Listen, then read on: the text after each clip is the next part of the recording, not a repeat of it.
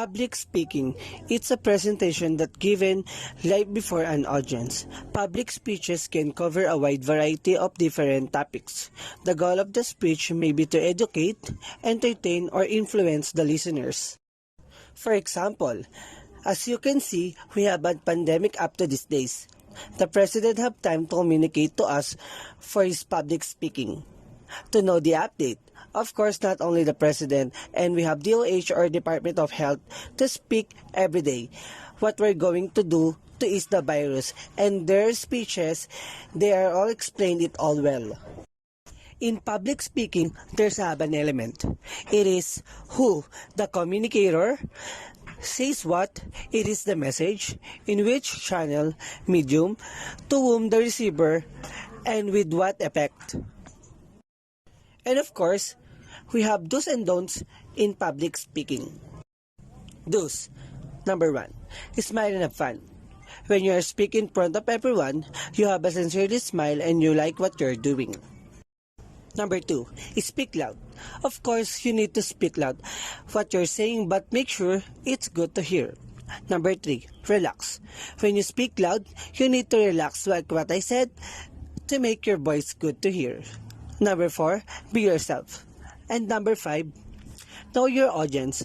When you say you know your audience, of course, you know the age of your audience, if it's kids, teens, or adult. Number 6, be confident.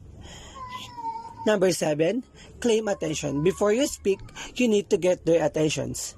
And number 8, wrap up your speech time. Number 9, be flexible. Number 10, connect with your people. Number 11, face your audience. And number 12, use more gestures to make explainable what you're saying. Number 13, use simple and understandable language to make sounds clear.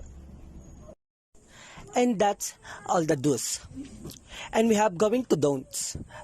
Number 1, do not fear. Because if you have fear, you cannot focus on your what saying. Number 2, do not rush your presentation. When you're rushing your presentation, all of your audience didn't understand what you're going to say. Number 3, do not stick your hand in your pocket because you need to be presentable. Number 4, do not underestimate your audience. And number 5, do not point fingers. Number 6, do not hurt people's feelings. Number 7, do not dictate. And number 8, avoid unbecoming words. Speaking skills are the skills that give us the ability to communicate effectively. These skills allows the speaker to convey his message in passionate, thoughtful, and convincing manner. Slang are more common in speech than writing and are typically restricted to a particular context or a group of people. Buzzword, a word or phrase, often an item of jargon that fashionable at a particular time or in a particular context.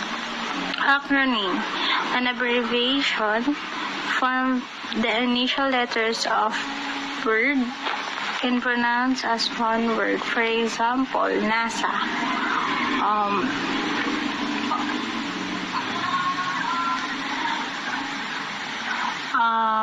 Active listening is a technique that is used in counseling, training, and solving disputes or conflicts. Stance, way in which someone stands specifically when deliberately adopted. Eye contact, the act of looking into one another's eyes.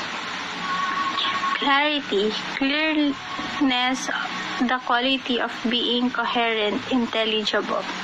Projection, an estimate or forecast of a future situation. Enunciation, an act of announcing, proclaiming, or making known. Pronunciation, the way in which words say or pronounced. Expression, the process of making known one's thoughts or feelings, pace, consistent or continuous step taken, fillers, a thing in a Speech. These have four kind of speech. So this four kinds of speech helps to communicate the person or the readers or the audience. The expression or ability to express thoughts and feelings by articulate sounds. It is also for the communication in spoken language by the speaker. Part of speech. These have four kinds of speech. First is informative speech, second persuasive speech, demonstrative speech, and entertaining speech. Informative speech. This is to give information to the readers or to the audience and give the most special information to the readers. And now, second, persuasive speech used when the presenter decide to convince the presentation or ideas to their listeners. And now, this is the third, demonstrative speech. As a form of informative speech, it is showing demonstration to the audience and giving instructions. And now, this is the last part of speech, entertaining speech designed to captivate an audience attention or amuse them while delivering a message. Okay, reading from the manuscript. Manuscript is a written or typed composition of message. They have advantage and disadvantage.